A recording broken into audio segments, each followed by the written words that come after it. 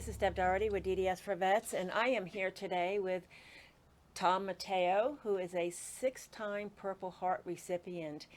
And I'm actually going to just dive right in and ask questions because there's so much about this incredible man that I really want you all to know and to understand. And Tom, welcome. Thank you I'm very going much, to Debbie. dive right into My in pleasure being asking here with you. questions. My goodness. So, Tom, can you share with us what inspired you to even go into the Marines? To be quite candid with you, I lost my mother at a very young age, Mm-hmm. and my aunt raised me up until the age of 16, actually. And it was a pretty unique scenario because a lot of my friends that I had met in the school that I was going to in the area that I lived came from Cuba. Oh, wow. And they had the Brigade 2506, which was a number given to this brigade that invaded Cuba, if you remember, back with Oh, President wow. Kennedy. I do, I do. And they had come to me. I was 16 years old. They said, "We're going to go fight for Cuba." And as a young, rebellious individual, I said, "Okay, well, what are we going to do?" And they said, "We're going to go to Key West."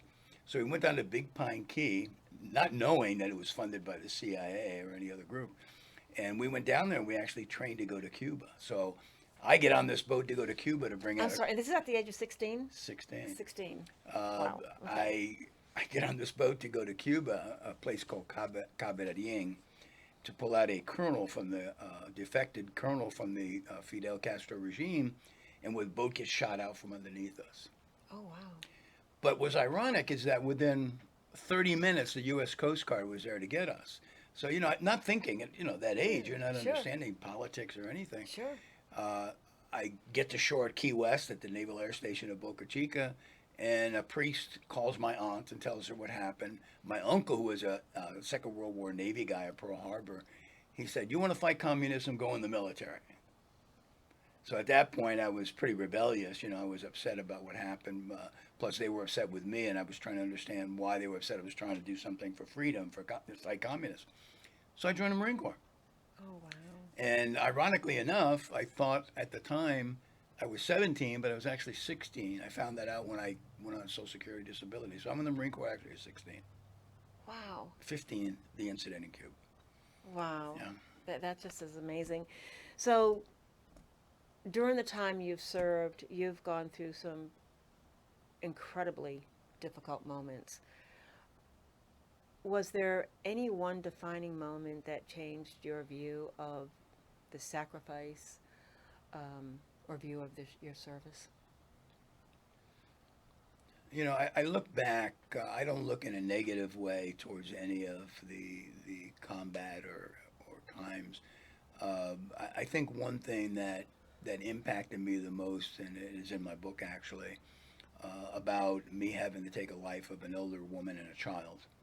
And the circumstances around that, most people would think that you have a sense of remorse from it. Mm-hmm. And just the other day, I was speaking to somebody, and they asked me, "I read your book, and do you have remorse about what happened?" And I go, "No. I had 42 United States Marines in an ambush situation. This woman walked into the ambush with a child, and she was an alarm system for a battalion of NVA walking through our area. Oh, wow. She was a sympathizer. Uh, Realizing that this happens, that they do this, my radio man was going to shoot her. I wouldn't let him because the muzzle flash from the weapon would show our position. Mm-hmm. I reached up, grabbed the woman, and took her life. And the baby was screaming, and I couldn't shut the baby up. I took the baby's life also, about 7, 8 month old baby. Firefight ensued, and after it was done, we examined both the woman and the child. And the child had a 4-inch piece of bamboo that had stuck, sharpened bamboo in the baby's anus to make it scream and cry, and no way you were going to shut it up. But I Oh, knew that it was an alarm system. I just didn't know about the injuries the baby suffered. But my Marines were that. So I think that impacted me the most about combat, mm-hmm. that the actions that we have to take as human beings to survive. And only to survive when you're a responsible position as myself, as a platoon commander, you have the lives of sometimes 42, 45 men. So you make decisions that hopefully, bring them home. And I think Yeah. that was a decision that brought them home that day. And those are very difficult decisions that you have to make. Well, They're especially when you have very a child difficult. about that age at home. Yeah, And exactly. I mean, that adds into that equation there.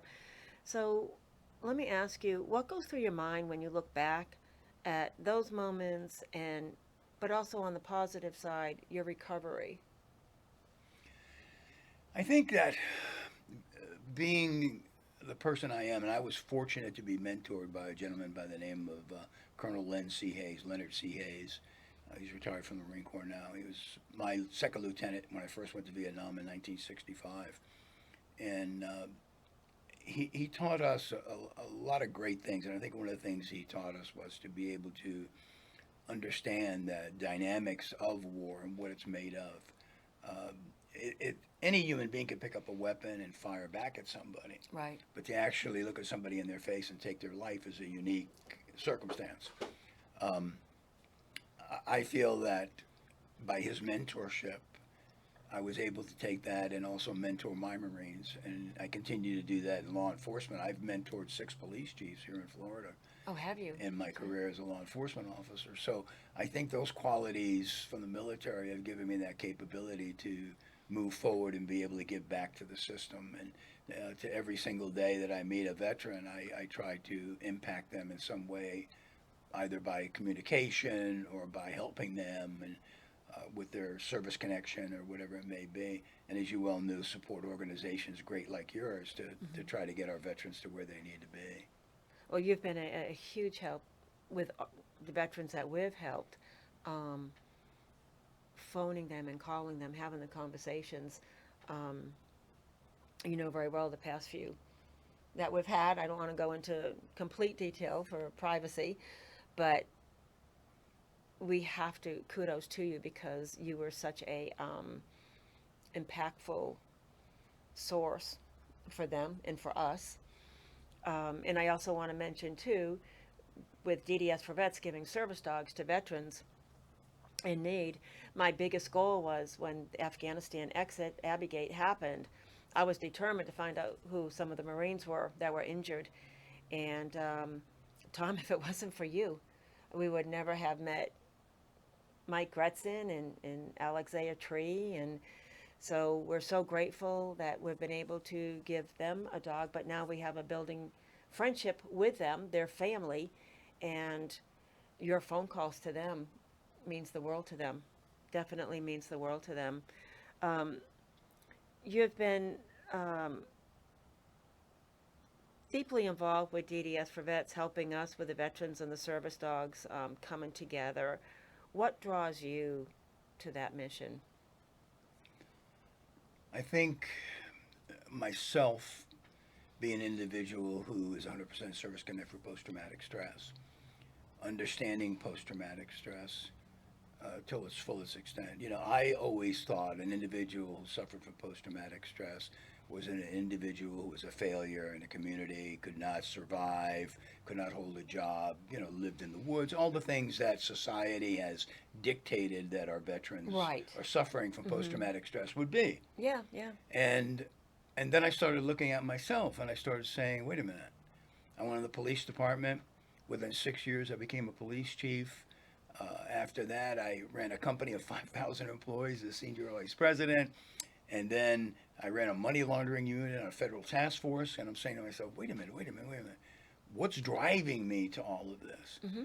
And I think it was the fact of having to fight for my life so much and realizing how valuable my life was. And then, of course, my wonderful wife, Angela, who gave me the opportunity to understand post-traumatic stress in its true sense, and who, after 45 years, finally a doctor said to me, have you ever spoke to anybody about post-traumatic stress? And I said, no, I don't need to, I'm fine.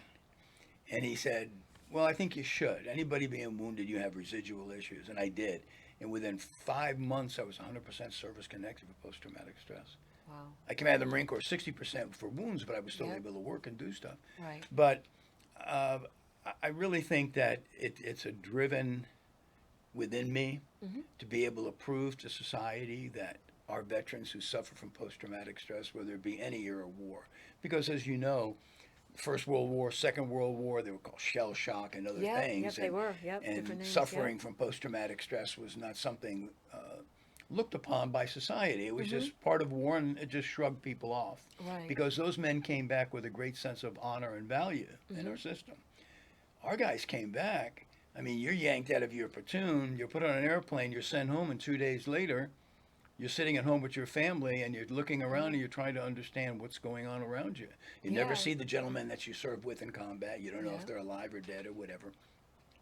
So I think it's driven by me, the things I faced being wounded 6 different times, um, that I just know that there's so much more better that we can do and help these veterans, and we have to continue to do that. There is no veteran that we can't help. We just got to keep attacking, and that's my motto, as you all know. Right. You know? Yeah, it's the keep attacking for sure.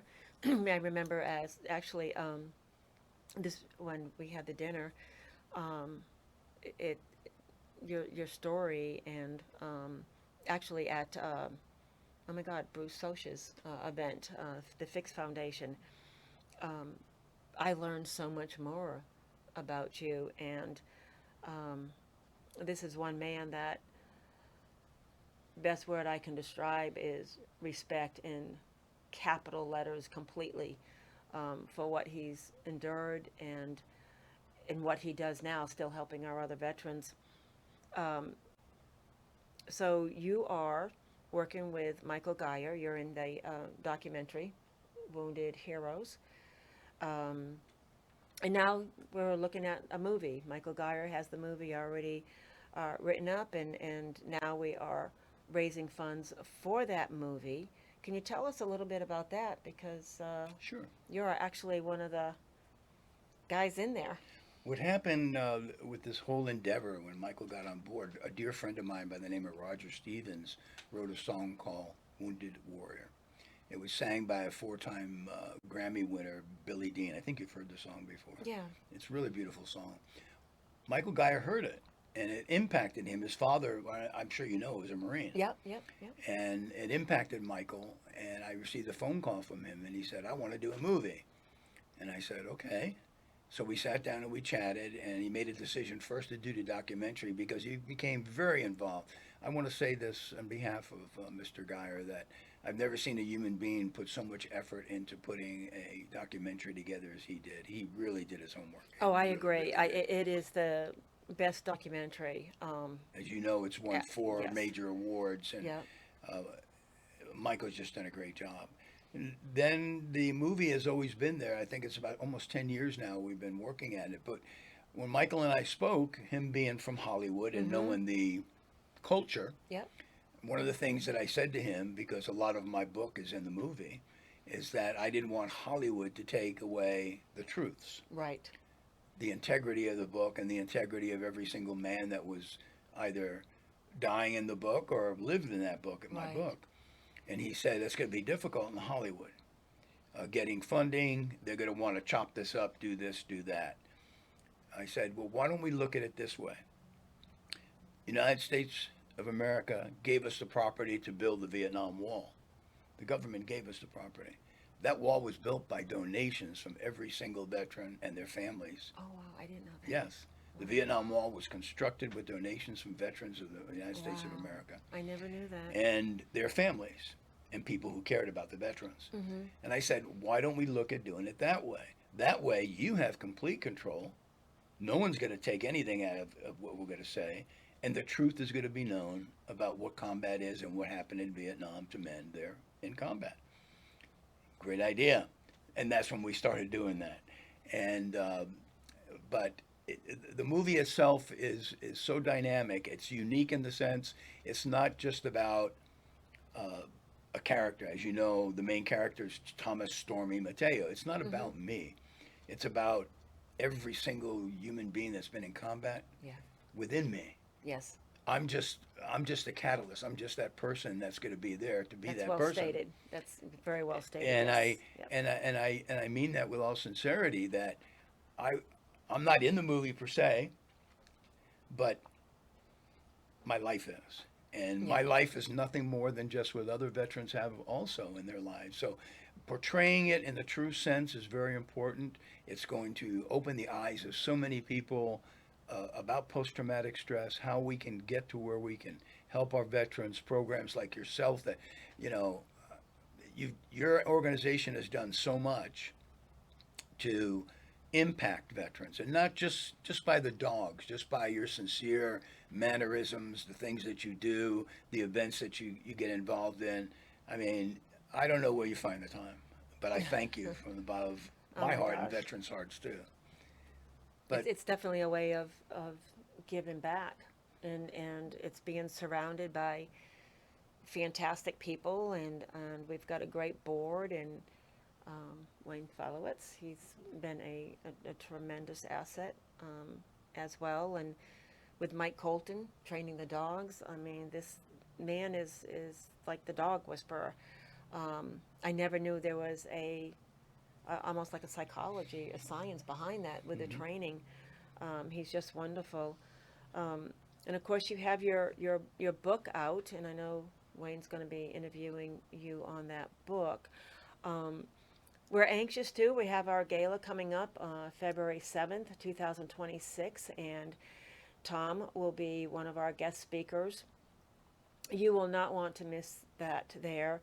That Friday night, the 6th of February, will be VIP night, and I really encourage everybody to attend. You will learn so much, but also too, you'll be able to get to meet this wonderful gentleman and maybe learn a little bit more about him. We'll also have the presentation of the dog to Carolyn Stanzik. We're very excited about that, and her dog is in training right now. But thank you so much for your time. I just love you. I just have to say that. thank you so I much. have It's, learned so much, and this man is. I just have him right up there because just come to the gala and really learn about him. Trust me, bring the tissues because it's very heartfelt, and we, those of us who have not served, you really get a clearer understanding of what they went through, but you won't even scrape the surface of the understanding, to be quite honest, of what you went through. But it certainly will raise your awareness as to why the veterans, they need the help here. We want to help them, and the bottom line, we owe them. But thank you, Tom. thank you so much also. Thank you, Debbie.